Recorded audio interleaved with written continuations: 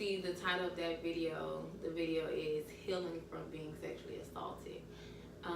Yes, I was sexually assaulted, and this video is basically telling the story of me being sexually assaulted and the reaction of my family members as I was telling them, and you know, being basically disowned by a couple of my family members because they didn't believe me. They didn't want to come to terms with the person that did it, or you know, me telling them that did it, and they didn't believe me. So the one thing that I do want to get people to get out of this video is that, you know, you're not alone. For one, if there's anybody that's been sexually assaulted, you are not alone. It's not your fault. You are not the reason this person did this. This person has their own sickness going on that they feel like, you know, to prey on innocent young children, teenagers, whatever the case is, it's okay and they don't get away with it. However, initially I decided to leave names out of the story, but I feel like in order for you to get a full understanding and, you know, to connect more with me, I'm gonna give names. I really don't care about the outcome of this video, how many times it's being shared, the family members that's being talked about. I don't really care about it because at the time that I told them, no one cared about my feelings and everybody thought that I was a liar. So no, this is not a revenge video, but this video is, you know, basically me telling my truth, and saying that I'm not the only one that it happened to, especially in my family. For those who don't know me, know that I do have an older sister, and she was a victim of this person as well. I don't know when hers took place, but it happened.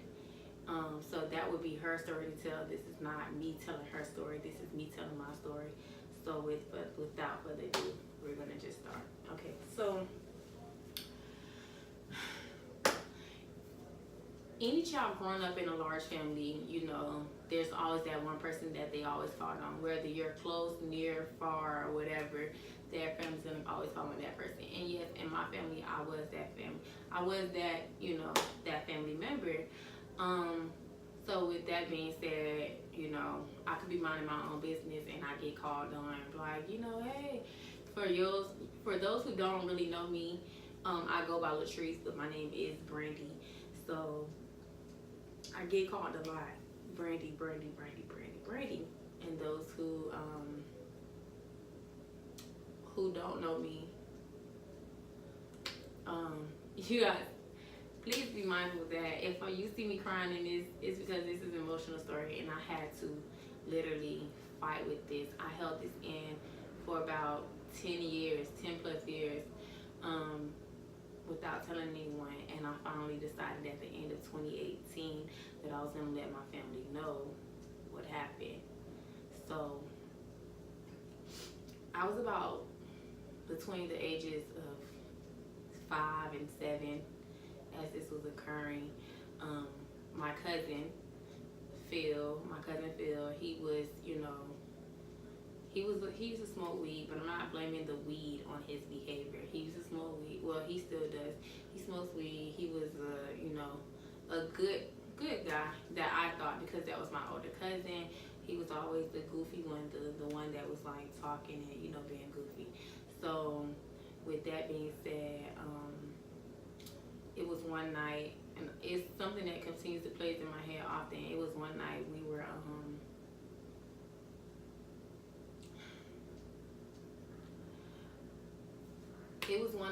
at my grandma's house, 34th and 5th place. Everybody who's from Broward knows I'm a Parkway person. So 34th and 5th, we were at my grandma's house, and he was doing laundry, and I was in the back room, and we were just playing. I was playing with my sister, and he was outside or whatever. And all I remember is that, you know, he walked in the house and he called my name, And he was like, Brand. And I was like, what? You know, yelling from the back room. And yelling from the back room. And he told me to come here. And me not knowing anything that was about to happen, I came. He asked me to help him with clothes, getting the clothes out of the dryer. So I was just like, okay, whatever. So I ended up helping him. And as I was helping him, once I got done, I was like, okay, that's it.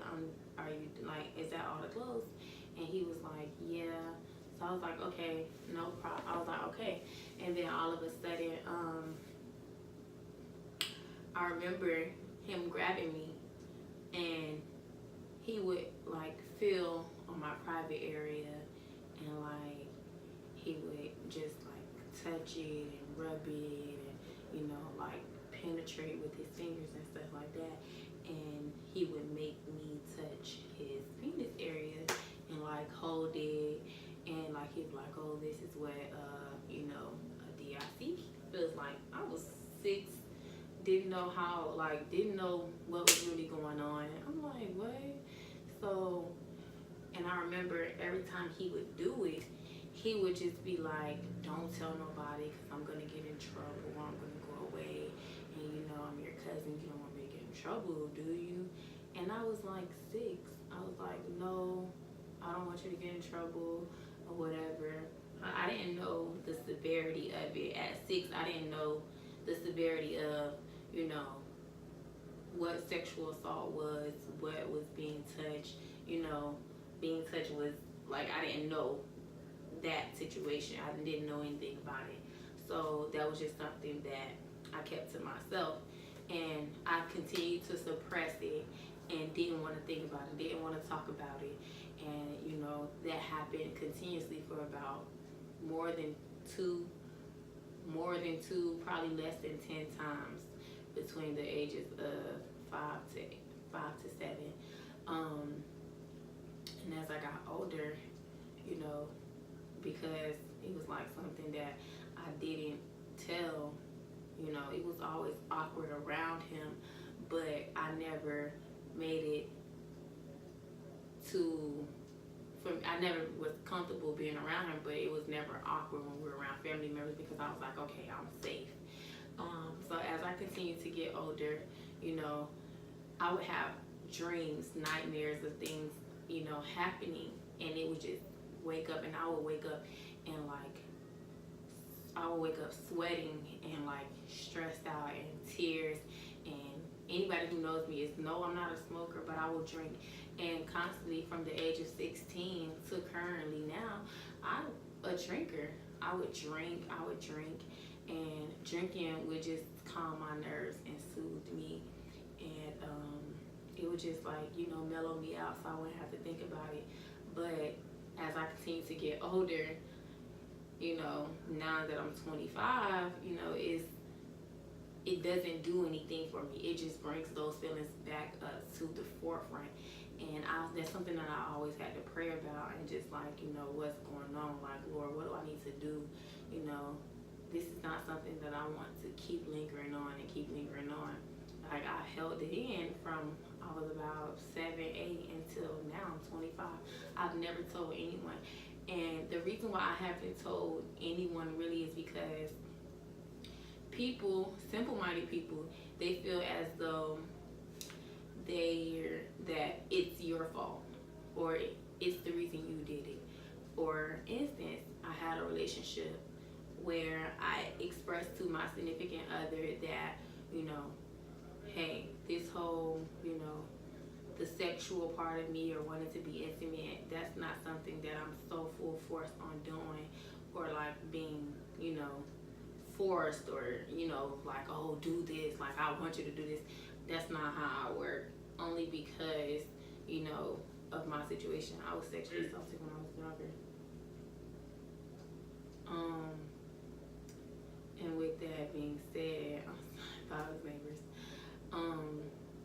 Sexually assaulted when I was younger. My significant other was like, oh, did he sexually assault you, or were y'all having intimacies together? And that just set me back, because if I'm confiding in you and letting you know, like, hey, this is what's going on, this is my ABC, this is the reason why I'm like this, why would you ever like fix your mouth to say something like that? So I felt that whenever I got in a relationship, I never told anybody that unless I felt comfortable with you. But every incident that happened with my cousin, it was different. It was like I would be in a room with him by myself and he'll touch me, or he'll call me somewhere in private and like he'll like try to touch on me, whatever, or he'll just like make me sit on his lap and just like tell me not to tell him. Like, first was surprising, you know. It was only surprising because there were actions I didn't expect them to react that way.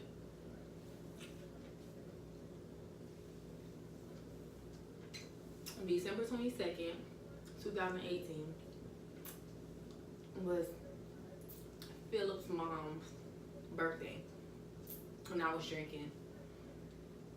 And I remember that night so well, because I was my godbrother Justin and his wife was in town, and I was like,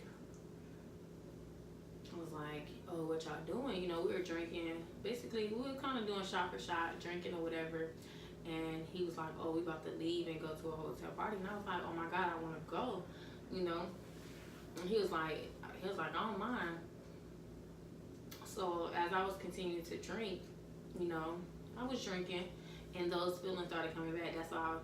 It was like my mom and my cousins, they was like, you don't need to go anywhere. You don't need to go anywhere. You're drunk. You're not going to have this man watching you or taking, like, you know, watching over you, blah, blah. So I was like, I think y'all should let me go. Like, I really think y'all should let me go. And it was like, no, you're not going nowhere. I was like, I really think y'all should let me go, because if I stay here, I'm going to start talking. And y'all don't want me to do that. And I remember my cousin Tara, she was like, talking about what? And I looked at her and I was like, Tara, please tell them to let me go. Let me go, because when I start talking, it's not going to be a good situation for nobody here. And she was like, what are you talking about? What are you talking about?